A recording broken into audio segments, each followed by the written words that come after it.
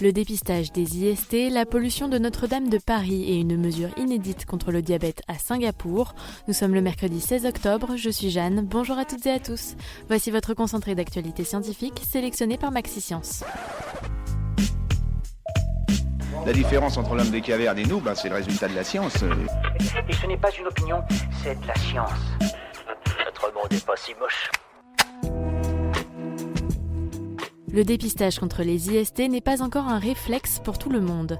D'après un récent sondage, seuls 4 Français sur 10 se sont déjà fait dépister pour des infections sexuellement transmissibles.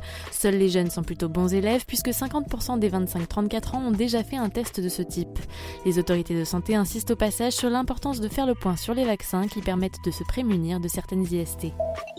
6 mois après l'incendie de Notre-Dame de Paris, l'Agence régionale de santé rend un premier bilan. D'après les experts, le chantier de reconstruction est totalement étanche en ce qui concerne le risque d'exposition au plomb. Au total, pas moins de 300 tonnes de plomb se répartissaient en effet entre la charpente et la toiture de la cathédrale. Le parvis reste en revanche fermé au public car il est encore contaminé et n'est pas revenu à un seuil acceptable. La cité-État de Singapour prend une mesure inédite pour lutter contre le diabète. Elle est le premier État à interdire les publicités pour les boissons sucrées. La promotion des sodas, jus de fruits et cafés instantanés est désormais proscrite sur l'ensemble du territoire.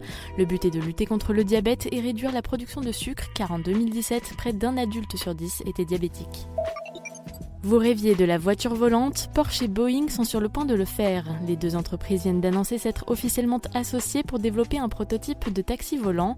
L'appareil devrait prendre son envol à l'horizon 2025 et sera conçu pour décoller et atterrir à la verticale. C'est tout pour aujourd'hui, merci pour votre fidélité. Pour en savoir plus sur les news du jour, n'hésitez pas à consulter le site de Maxi Science. On vous dit à demain pour de nouvelles actualités scientifiques.